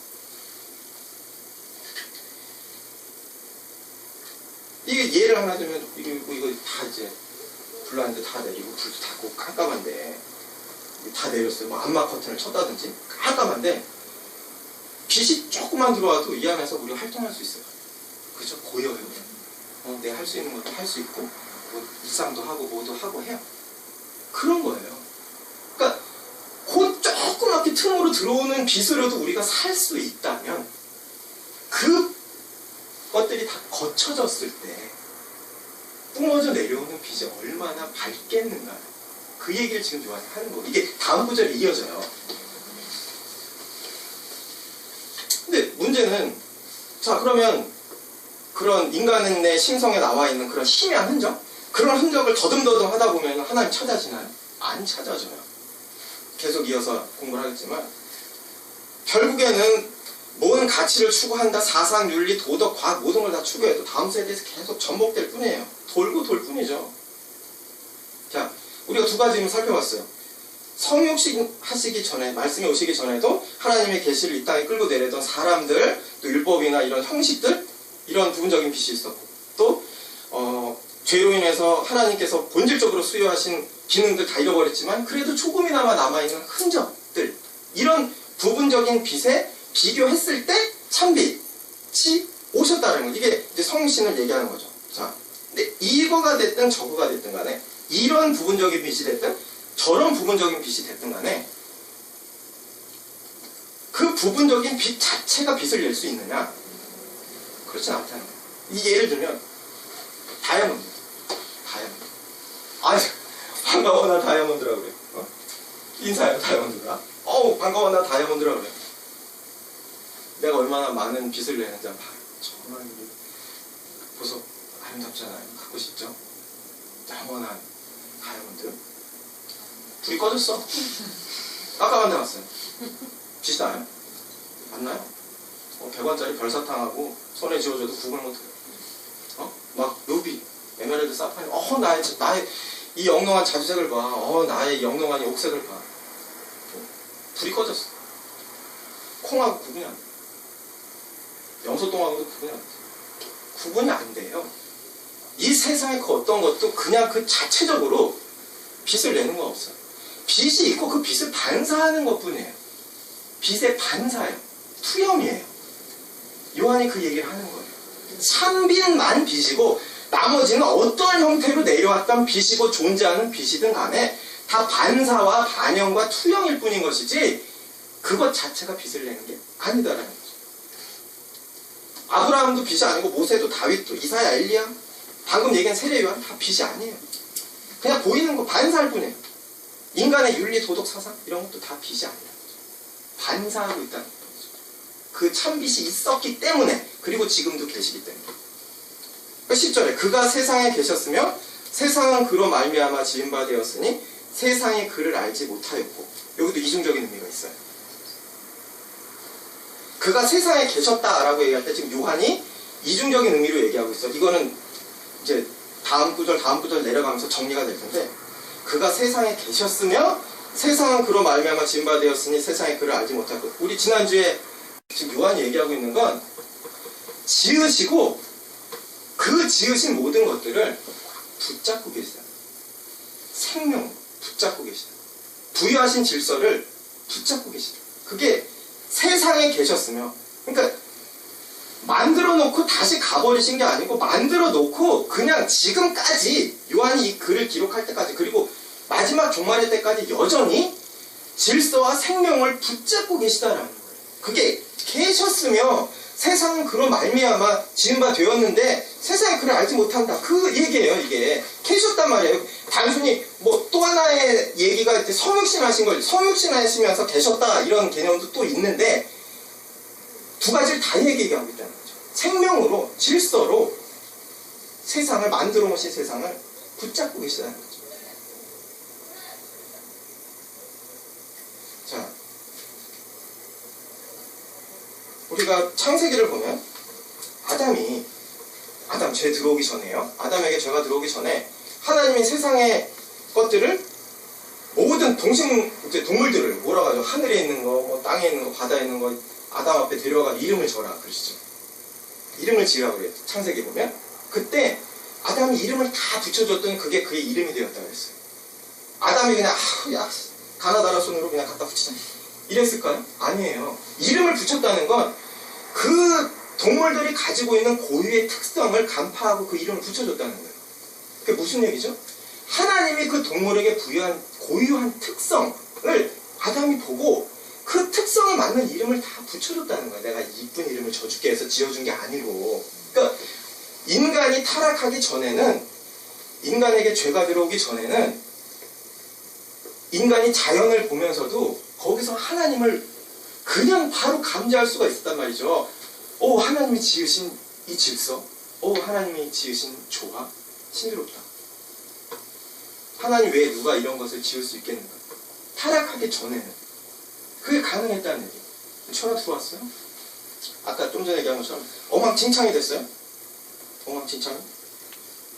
근데 엉망진창이 됐다고 그래서 하나님께서 이 세상에 부여해 놓으신 질서, 생명 이런 것도 이제 엉망진창이 됐나요? 물론 일부는 일그러진 부분이 있지만 그대로 유지되고 있는 부분이 대부분이에요. 자, 우리 박 선생님 환경운동 하시고 산야초 또 키우시고 또 환경운동도 같이 하셨고 자, 좀 이렇게 세밀하게 들여다보자는 거죠. 나비가 잎사귀 뒤에다가 알을 뿅뿅뿅뿅 놔놓고 알 놔놓고 나비 가버렸어요. 나비의 알이 태어났어요. 애벌레가 태어났죠? 자기가 나비인 줄 알아요? 몰라요. 근데 알에서 나오면 나뭇잎을 갉아먹어요. 어느 정도 커요? 어느 시점이 되면 누가 가르쳐준 것도 아닌데 거꾸로 매달려서 고치를 만들죠. 그리고 나와서 나비가 돼서 날아가요. 다방이 되기도 하고 또 매미는 어때요? 매미는 알을 낳아놓고 어미는 가버려요. 근데 땅속에서 7년 살다 군뱅이로 살다가 어느 시점에 7년이 차면 그 나를 지가 카운터를 하나? 7년 되면 지가 나와서 나무 위에 올라가서 한번 탈피하고 맴맴맴 한철 울고 또 그 동일한 반복을 해요. 언제부터? 창세로부터 지금까지 그거 하고 있어요. 똑같이. 나비는 나비대로 매미는 매미대로. 뭐 동물들은 안 그러나요? 대륙을 넘어서 철새들이 이동하죠. 누가 가르쳐줬어요? GPS가 있나? 날아가죠? 날아갔다 돌아와요. 뭔 이정표가 있는지. 뭐 각자들 뭐 자기 장애 영향이네 뭐 이렇게 얘기를 하는데 잘 모르겠어요. 연어는요? 안양 뭐 저기 양양 남대천에서 연어가 나왔는데 알래스카까지 갔다가 그게 돌아오죠. 과학자들은 또 이런 작용에 의해서 돌아온대. 물어봤나 봐요, 연어한테. 그냥 세상은 본능이라고 그래요. 본능. 본능이야, 본능. 본능적으로 그런 거야. 작게는 이 땅에 속한 것 그래요? 그럼 좀 넓게 보자 이거야. 우주는? 하나님이 창세기에 큰 별, 큰 빛, 작은 빛, 낮과 밤, 질서를 부여하셨다고 그랬어요. 태양, 달, 우리가 이제 과학이 되노니까 지구, 공전, 자전 이런 것들을 배워요. 우리가 자전하니까 낮과 밤이 있어요. 그때 낮과 밤 만들어 놓은 게 지금도 똑같은 속도로 낮과 밤이 돌아가요. 그렇죠? 공전 똑같은 속도로 365일 동안 364일에 한 번 돌아가요. 돌아가는데 그것도 동그랗게 돌아가는 것도 아니고 찌그러졌다 펴졌다 하면서 돌아가요. 공정 궤도를 보면 딱 찌그러졌다가 펴졌다 찌그러졌다 펴졌다. 그게 돌아가서 봄, 여름, 가을, 겨울 계절이 있잖아요. 달은요? 달은 중력을 사실 얘기하자면 달이 지구를 돌지 않고 태양을 돌아야 돼요. 중력의 크기를 따져놓고 보면 달은 지구를 돌잖아요. 근데 중력의 크기를 놓고 보면 중력이 태양이 크니까 지구가 태양을 돌잖아요. 그러면 중력의 크기를 보면 달이 어느 시점에 중력에 이끌려서 태양을 돌아야 되는데 여전히 그때 돌려놓으신 대로 여전히 지구를 돌아요. 근데 이런 모든 어떤 우주의 질서 이런 것들을 우리가 보면서 가설을 세워놓죠. 가설 세워놓고 이러한 논리 이러한 법칙에 의해서 우주의 질서가 유지된다. 가설. 문제는 사람들이 가설 이렇게 써놓고 뭐라고 읽죠? 과학이라고 그래요. 가설인데 추측한 건데 과학이다. 사실이다라고 합니다. 그러니까 여기 세상은 하나님께서 딱 지어 놓으시고 질서를 처음에 부여하신 다음에 나오잖아요. 그 부여해 놓으신 질서대로 지금도 변함없이 말씀이고 생명이신 분이 붙잡고 계셔서 질서와 생명을 유지하고 돌아가는데 세상에는 뭐라고? 그로 말미암아 지은 바 되었을 때 세상에 그를 알지 못하고 가설이 이제 주인이 되어 있고 그렇다. 인간이 진화했다. 저는 어릴 때 이 과학이나 이런 관심 많아가지고 이렇게 보면 뭐 네안데르탈인 뭐 이런 거 진화했다고 나랑 닮았다. 나랑 닮았다. 이 네안데르탈이 나랑 좀 닮았다. 내가 진화했나? 이런 생각도 사실 가졌거든요. 인간은 어떤 가설 또 어떤 법칙 이런 거에 의해서 세상의 질서가 유지된다고 하는데 아니다라고 정확하게 얘기하고 있는 거예요. 요한이.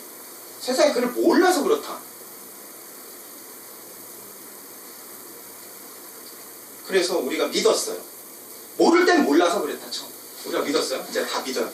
믿는 분도 있고 안 믿는 분도 있고 이제 믿어가는 과정도 있고 다양한데 우리가 믿게 되면 우리가 안 믿을 때하고 다르게 자연을 볼 때 무슨 얘기하죠? 야, 하나님이 지으신 세상 너무 질서 있고 좋아하다. 그런 얘기 하잖아요. 안 하세요? 안 하시나요? 하죠. 한단 말이에요. 야, 하나님 어떻게 질서 있게 세상을 아름답게 지으셨을까? 뭐 어디 산에 올라가서 막 파노라마로 세상을 쫙 보든지 아니면 우주를 향해서 망원 렌즈로 보든지 아니면 가까이서 접사 렌즈로 보든지 예전에 보이지 않던 어떤 질서, 생명 이런 것들이 보여요. 거듭난 그리스도인들. 그렇죠? 아닌가? 그래서 교회에서 우리가 야외 예배, 뭐 야유회 이런 거 가면 사실 우리가 말씀으로 듣던 그 하나님이 지으신 세상을 보러 가는 거예요. 좀 마음을 새롭게 해서 보러 가는데 그거 보나요? 안 봐요. 10명이 나가면 삼겹살 100명이 나가면 통돼지. 그래서 그래요. 뭐 그래 보셨는지 모르겠지만 뭐 아우야 구약에 한번 번제를 좀 재현해보자. 그건 그냥 고기만 그냥 말씀 잠깐 나누고 그냥 고기 구워먹는 거예요. 막 12광주리 기적이 일어나죠. 얼마나 먹을 거 많이 싸가는지 먹고 막 12광주리가 나고 교회에서 어디 먹을 거 싸가지고 나갔다 보면 먹을 거 정말 많이 났잖아요. 못 먹은 뭐가 있는지. 그러지 말고 야외에 시간 머리 끝내서 나갔으면 정말 무슨 숲 지도사나 이런 분들을 불러서 자세하게 넓게는 숲 전체 작게는 꽃 한 송이가 숲 지도사 같은 분들이 나 설명해주면 그분이 안 믿는 사람이라도 자연이 얼마나 질서와 조화 있게 만들어지고 살아가는지 너무 잘 설명해줘요. 그분들 안 믿는 분들인데도 우리 그런 설명 들으면서 야 하나님 이런 질서를 보여주셨구나 좀 알아야죠. 나중에 기회가 된다면 삼겹살 좀 써가지고 설명 다 듣고 내려와서 그런 기회가 있을지 없을지 모르겠지만 그래서 회복된 우리 그리스도인들은 자연 속의 생명과 질서로 창조 때부터 지금까지 그리고 앞으로도 붙잡고 계실 말씀을 우리가 느낄 수 있어야 됩니다. 그리고 방금 얘기한 것처럼 그가 계셨다 그럴 때 성신에서 인간으로 계셨다. 그러니까 잘 아는 내용. 이 부분은 우리가 다음 시간이 바로 이제 14절이 말씀이 육신되면 이 구절이거든요. 그러니까 이 구절에 이제 말씀이 육신되었다는 이 성육사건을 좀 자세하게 우리가 다뤄볼 테니까 오늘은 이 부분은 간단하게만 하고, 그러니까 그거죠. 구속의 중재자, 예수님이 육신으로 구속의 중재자로 오셨던 그분이 창조의 중재자입니다.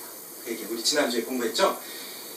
그가 세상에 계셨으면, 그러니까 성신에서 구속의 중재자로 오신 그분이 창조의 중재자였다. 근데 그걸 몰랐다. 그 얘기예요. 그러니까 요한이 이 두 가지를 이중적으로 얘기하고 있는 거예요.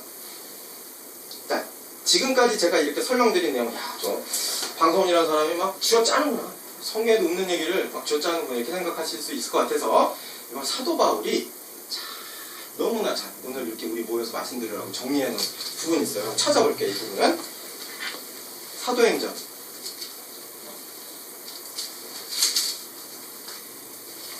사도행전 17장 16절에서 34절입니다.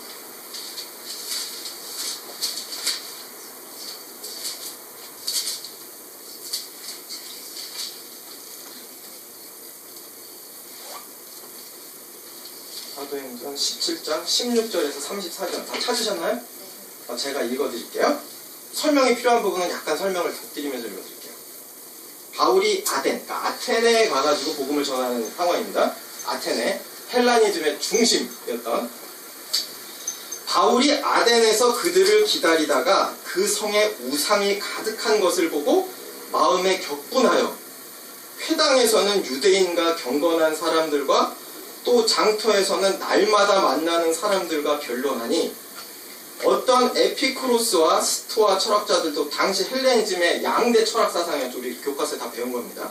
에피쿠로스와 스토아 철학자들도 바울과 쟁론할세 어떤 사람은 이르되 이 말쟁이가 무슨 말을 하고자 하느냐 하고 어떤 사람은 이르되 이방신들을 전하는 사람인가 보다 하니 이는 바울이 예수와 부활을 전하기 때문이로라. 그를 붙들어 아레오바고가 이렇게 언덕배기 밑에 이렇게 여러 사람들이 모여서 뭐 의논하고 하는 공회 같은 그런 곳이에요. 아레오바고로 가면 말하기를 내가 말하는 이 새로운 가르침이 무엇인지 우리가 알 수 있겠느냐? 내가 어떤 이상한 것을 우리 귀에 들려주니 그 무슨 뜻인지 알고자 하노라 하니 모든 아덴 사람과 거기서 나그네 된 외국인들이 가장 새로운 것을 말하고 듣는 것 이외에는 달리 시간을 쓰지 않음이더라. 바울이 아레오바고 가운데 서서 말하되 아덴 사람들아 너희를 보니 범사에 종교심이 많도다. 내가 두루다니며 너희가 위하는 것들을 보다가 알지 못하는 신에게라고 새긴 단도 보았으니 그런즉 너희가 알지 못하고 위하는 그것을 내가 너희에게 알게 하리라. 우주와 그 가운데 있는 만물을 지으신 하나님께서 천지의 주제시니 손으로 지은 전에 계시지 아니하시고 또 무엇이 부족한 것처럼 사람의 손으로 섬김을 받으시는 것이 아니니 이는 만민에게 생명과 호흡과 만물을 친히 주시는 이심이라. 인류의 모든 족속을 한 혈통으로 만드사 온 땅에 살게 하시고 그들의 연대를 정하시며 거주의 경계를 한정하셨으니 이는 사람으로 혹 하나님을 더듬어 찾아 발견하게 하려 하심이로되 그는 우리 각 사람에게서 멀리 계시지 아니하도다. 우리가 그를 힘입어 살며 기동하며 존재하느니라. 너희 시인 중 어떤 사람들의 말과 같이 우리가 그의 소생이라 하니 이와 같이 하나님의 소생이 되었은즉 하나님을 금이나 은이나 돌에다 사람의 기술과 고안으로 새긴 것들과 같이 여길 것이 아니니라. 알지 못하던 시대에는 하나님이 간과하셨거니와 이제는 어디든지 사람에게 다 명하사 회개하라 하셨으니 이는 정하신 사람으로 참 빛이시죠. 이는 정하신 사람으로 하여금 천하를 공의로 심판할 날을 작정하시고 이에 그를 죽은 자 가운데서 다시 살리신 것으로 모든 사람에게 믿을 만한 증거를 주셨음이니라 하니라. 우리가 지금까지 한 얘기 다 나와 있는 거예요. 창조하시고 질서를 유지하시고 너희가 그냥 아침에 눈 뜨고 일어나서 저녁에 잠자리에 들어갔지 아니야. 그를 힘입어 너희가 아침에 일어나서 기동하고 숨쉬고 생활하고 잠자리 들 수 있는 거야. 모든 것에 그분의 섭리와 힘이 깃들어 있어. 그리고 그분이 오셨어. 근데 너희가 알지 못할 때는 너희들이 본능이야, 가설이야, 과학이야, 그냥 우연히 그렇게 되는 거야, 살아있으니까 그렇게 되는 거야 얘기하고 있을 수 있지만, 그러나 이제는 아니라는 거예요. 지금 우리가 한 얘기를 사도 바울이 다 정리해서 얘기를 하고 있는 거예요. 정리가 되시죠? 11절. 자기 땅에 오매 자기 백성이 영접하지 아니하였으나, 이게 우리 지난 시간에 얘기한 것처럼 이렇게 계열이, 사본 계열이 두 개 있다고 그랬는데, 그 두 사본 계열에서는 둘 다 자기 땅이라는 말은 없어요. 이쪽 계열이나 저쪽 계열이나 그냥 그의 소유, 뭐 잘 의미 번역을 해봤자 자기 백성, 그 정도로 돼 있는데, 여기 한글 성경 어떻게 자기 땅이라고 되는지 모르겠어요. 이거는 뭐 중국 쪽에 영향을 받은 성경이 내려올 때 옛날에 그냥 의미 번역을 해서 그랬는지 모르겠지만, 아무튼 여기 그의 소유 또는 그의 땅, 자기 백성, 이런 것들이 세상 전체를 얘기할 수도 있지 않냐 이렇게 생각할 수 있어요. 왜냐하면 방금 전에 얘기하면서 세상 전체를 하나님 말씀을 지으셨으니까 세상 전체가 뭐 땅뿐만이 아니고 우주 전체가 다 하나님의 소유, 말씀의 소유 이렇게 얘기할 수도 있지만, 여기서는 좀 좁혀서 이스라엘, 유대인들을 얘기하는 거예요. 이사야서 1장 3절에 보면 소는 그 임자를 알고 나귀는 그 주인의 얼굴을 알건만은 이스라엘은 알지 못하고 이렇게 돼 있어요. 주인을 못 알아봤다는 얘기가 구약에 이미 나오거든요. 그러니까 여기에서 자기 땅에 오매 자기 백성이 영접하지 아니하였으나 하였을 때는 이스라엘 백성들이 자기들이 그렇게 기대하던 메시아는 정작 왔는데, 메시아가 아닌 요한은 보고는 메시아인가 보다 이러고, 정작 메시아는, 그가 가르쳐준 메시아는 영접하지 않았다. 이유가 있어. 이거 우리 성경 보다 보면 왜 이스라엘이 자기들이 그렇게 기대하던 메시아가 왔는데 그들이 알아보지 못했는 성경에 기록이 되어 있어요. 왜라고 그랬죠? 눈을 가리셨다고 그랬어요. 하나님이 하나님의 백성한테 자기 자신을 못 보게 가려버리셨다는 거예요. 하나님 마음에 그게 주권이에요. 그게 유대인들에게 눈이 가려져야 복음이 유대인에게만 머물지 않고 지경을 넘어서 이방에게 나가잖아요. 유대인이 거절을 해야 이방으로 나간단 말이에요. 그래서 가리셨다는 거예요. 온 세계로 복음을 편만케 하시기 위해서. 그래서 바로 따라 나오는 거 12절. 영접하는 자 곧 그 이름을 믿는 자들에게는 하나님의 자녀가 되는 권세를 주셨습니다. 이스라엘 백성이 거절했다? 그러면 복음이 끝났냐? 아니다인 거예요. 이스라엘 백성은 메시아를 기다려놓고 세리요한을 보고도 메시아가 했음에도 정작 메시아가 오셨을 땐 거절해버렸는데, 거절하고 그럼 세상 전체가 복음을 받아들이지 않았는 거? 아니, 받아들였다는 거예요. 영접하는 자 있다는 거예요. 영접하는 자 곧 그 이름을 믿는 자들에게는 하나님의 자녀가 되는 권세를 주셨습니다. 여기서 이 권세를 나타내는 말이 헬라어 엑수시아라는 말인데, 이 엑수시아를 막 이제 번역하는 분들이 막 뭐 이게 의미가 뭐 권세다, 능력이다, 권위다, 뭐 자격이다, 종기다, 막 이렇게 막 다양하게 해석을 해요. 그럼 막 갖다 붙여보면 하나님의 자녀가 되는 권세를 주셨으니, 능력을 주셨으니, 뭐 권위를 주셨으니, 여러 가지 해석이 있는데 그거 가지고도 뭐 엄청 싸워. 근데 여기에서는 그게 사실 제가 볼 때는 본질적인 부분이 아니고, 여기에서 요한이 말하고자 하는 건 우리가 믿으면 구원받는다 그래요. 근데 믿으면 구원받는다 그럴 때 우리가 믿으니까 구원받느냐. 우리 지난주에도 얘기했지만 구원의 기인성, 구원이 누구로부터 말미암는 얘기를 하고 싶은 거예요. 믿으면, 여기 보면 얼마든지 그런 해석이 가능하거든요. 그러니까 우리가 믿고자 하면 그냥 믿을 수 있는 거 아니냐. 말도 안 돼. 뭐 창세전에 작정을 하고 구원할 사람, 구원받지 않을 사람이 정해져 있다고? 그럼 말도 안 돼서. 이거 봐. 영접하는 자, 내가 영접한다. 내가 영접하고 그 이름을 믿어. 그러면 하나님의 자녀가 되는 권세를 주신다고 여기 요한복음 1장 10절에 써있는데, 인간이 영접하고 받아들이고 믿겠다고 하면 믿는 건데, 그게 무슨 하나님 창세전에 구원의 기인성을 얘기하고 있는. 근데 바로 뒷구절에 요한이 그 얘기를 하죠. 13절. 이는 혈통으로나 육정으로나 사람의 뜻으로 나지 아니하고 오직 하나님께로부터 난 자들이니. 바로 따라 나오잖아요. 혈통? 혈통이 뭐죠?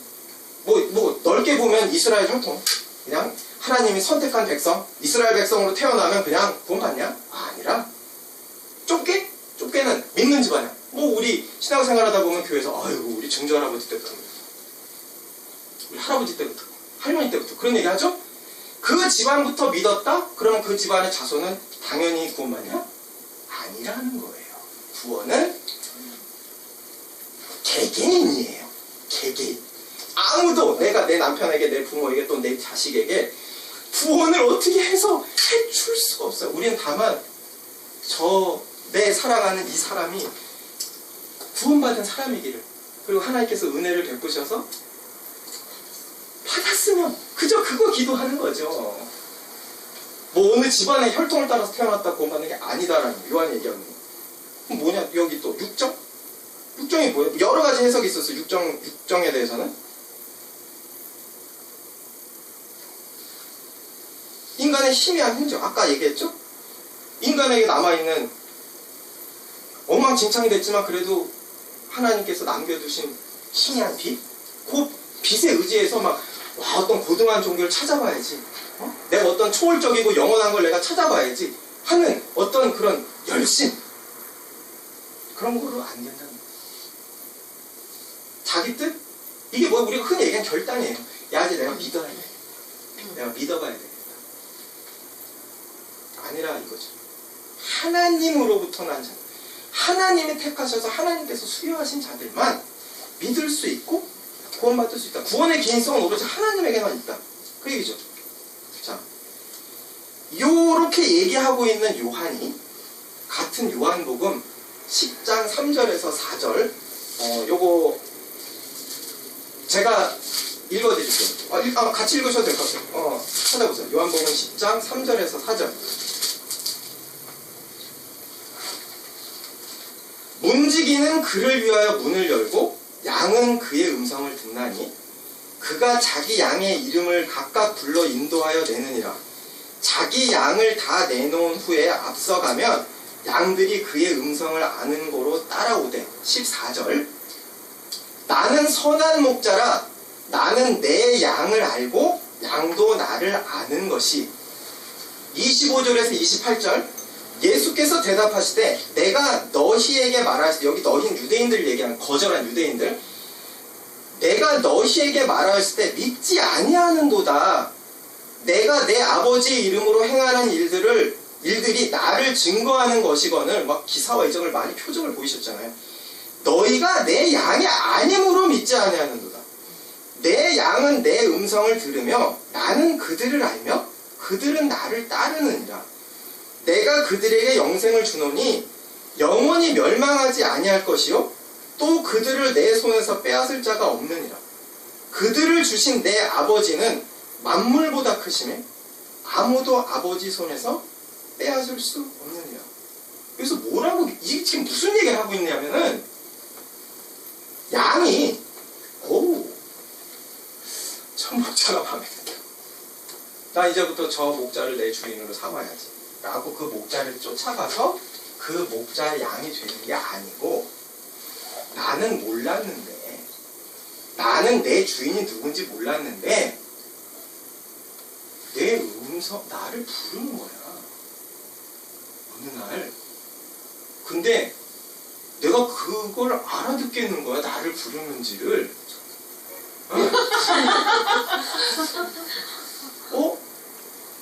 누가 나를 자꾸 부른다. 낯익은 목소리다. 가보니까 주인이더라는 거예요. 내가 저 주인이 마음에 드니까 내가 저 주인 쫓아가야 돼서 그 목자 양이 된 게 아니고, 나는 몰랐는데 목자가 나를 부르는데, 나는 몰랐어요. 부르는데 어느 날 음성이 들려오는데 나를 부른다. 그 얘기를 하고 있는 거예요 지금. 원래 그분의 목자였던 거예요. 그분의 양이었다는 얘기예요 여기서. 자, 그러니까 유대인들은 뭐 기적, 표적 이런 거 봤는데 막 사람이 나사로가 죽은 거 살아난 것도 봤잖아요. 믿었어요? 안 믿었어요. 우리 지금도 누가 죽은 거 살아났다? 우와, 신기한 뉴스 막 검색어 1위 한 이틀 하면 끝이에요. 안 믿어요. 야, 진짜 별 희한한 일이 다 있네. 그걸 칩니다. 안 믿어요. 지금 그런 일이 또 반복될 일도 없지만 그 시절엔 진짜로 죽었다 살았잖아요. 예수님이 죽었다 살았다는 건 막 후대에 그건 막 꾸며낸 얘기하지만 나사로는 죽었다 살았어요, 실제로. 그래서 그거를 부정하던 유대인들까지 소문이 났잖아요. 와서 죽었다 살은 사람이라는 거 봤어요. 안 믿어요. 왜냐? 그 목자는 양이 아니기 때문에. 택자가 아니기 때문에 안 믿는다는 얘기예요. 그 얘기 하는 거예요, 지금 요한은. 자, 그러면 나 지금 믿긴 믿는데 또 믿어보려고 하는데 나는 주인의 음성을 들어본 적이 없다. 걱정스럽죠? 걱정스럽죠. 자, 근데 성훈아 이렇게 나를 부르시는 게 미치겠다. 무슨 드라마 성훈아 이렇게 나를 부르신다는 거예요. 근데 그게 나한테 어떻게 들리냐면 옥나나 이렇게 부르세요. 주님이 우리 목자가 옥나나 이렇게 부르는데 그게 나한테 어떻게 들리냐면 종교를 좀 가져볼까? 내 마음에 그렇게 들린다는 거예요. 내 마음에. 그리고 또 부르세요. 옥나나 이렇게 부르시는데 누가 그렇게 부르는데? 사업체 조사하는데 사장님 계셔요? 네? 성북구청에서 사업체 조사하는데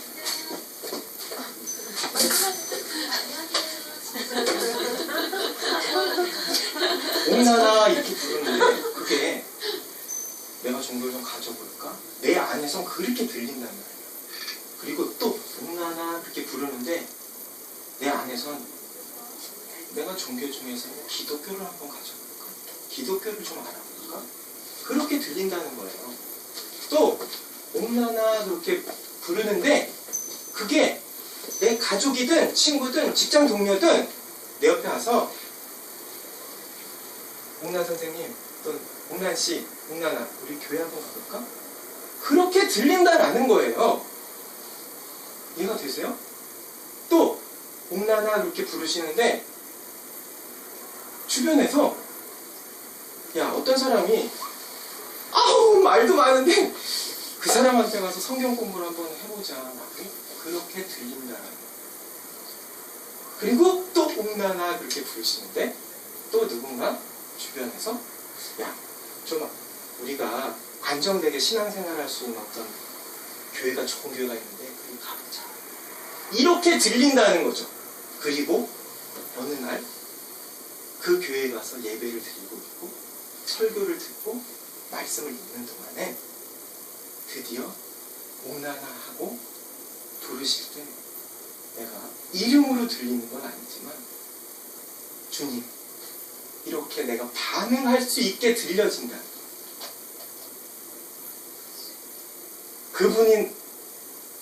저분이 나의 주인이구나.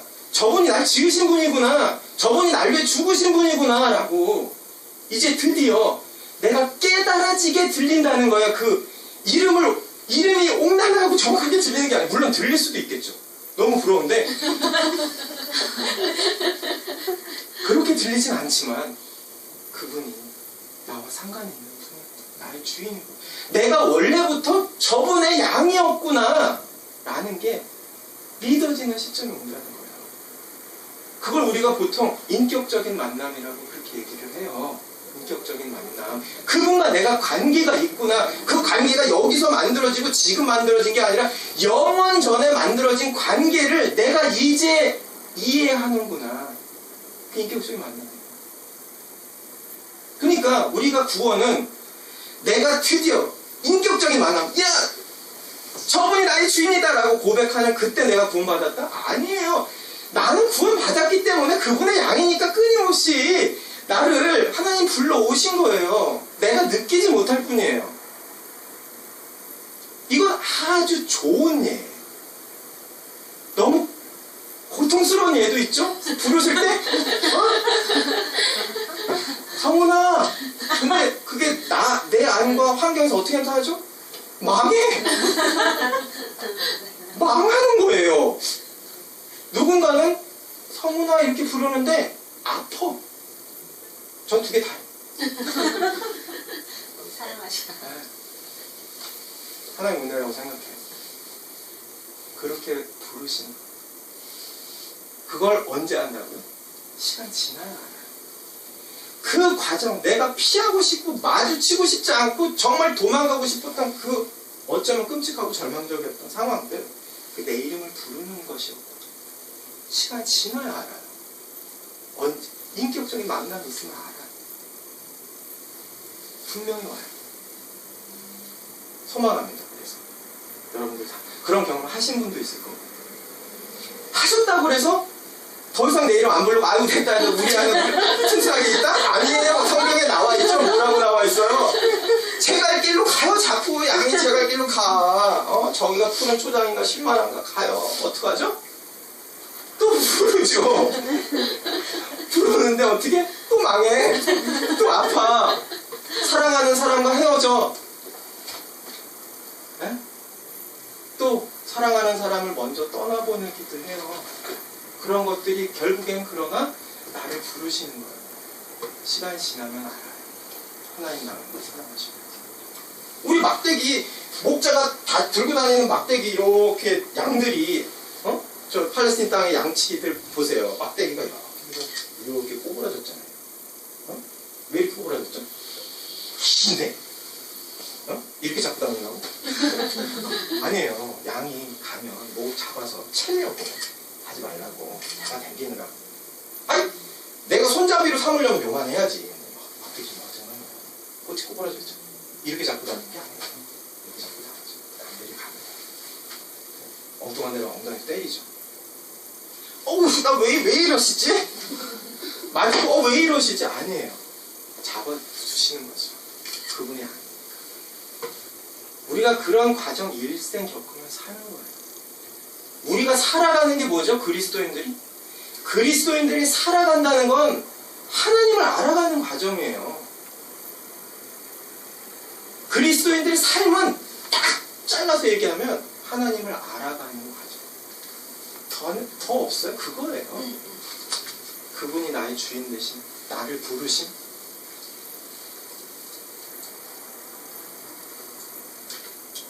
근데 그렇게 해서 택하신 자들에게 수여된 구원이 잃어버릴 수 있다? 빼앗긴다? 구원 받았다가 다시 잃어버렸다가 또 다시 받았다가 아니라는 얘기예요.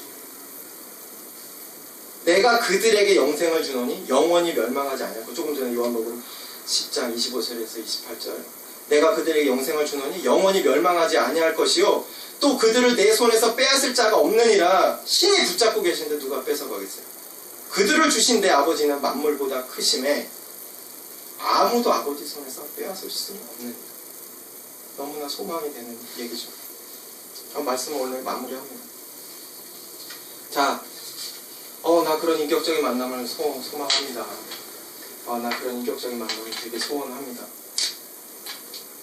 내가 경험한 것 같기도 하고 경험을 안 한 것 같기도 하고, 뭐 교회에서 나한테 당신 구원받았어라고 뭐 보증서를 써주는 것도 아니잖아요. 뭐 중세 카톨릭에서 면죄부 써주면서 아이고 있으면 너 죄를 다 면한다 했지만 그런 거 아니잖아요. 항상 궁금하고 두렵잖아요. 나 구원 받았나? 내가 택자가 맞을까? 택자가 맞는데 나는 왜 여전히 죄의 문제 해결을 못하고, 지난주에 설명했던 것처럼 항상 악을 향해서 내 의지는 기울어져 있고 정신줄을 잠깐만 놔도 곤두박질을 칠까? 왜 이럴까? 나는 구원 받은 걸까? 궁금하죠? 이제 오늘 답은 이제 못 줘요. 이제 끝났으니까 말씀이 공부해 갈 거예요. 그 부분에 대한 답을. 그러니까 우리 말씀 듣고 집에 돌아가셔도 날마다 성경을 상고하시면서 공부해 보시고, 그리고 소망하고 기대하면서 그분이 나를 부르시는 과정들이었나? 우리 지난 삶 어려웠던 삶들도 다 돌아보시고, 과연 그 과정이 없었으면 내가 이 자리에 있을까? 내가 그 성북동 거기를 걸어서 거기 갈까? 그런 생각 해보시면서 다음 시간 기대를 합니다. 우리 명절이라 이제 다음 주에는 쉬고 또 명절이 아니더라도 제가 다음 주 화요일에 또 주사 맞는 날이라 명절을 내내 또 이제 침대에 누워서 보내야 되게 생겼는데 생각나면 조금 기도해 주시고 오늘 말씀을 여기서 마치도록 하겠습니다.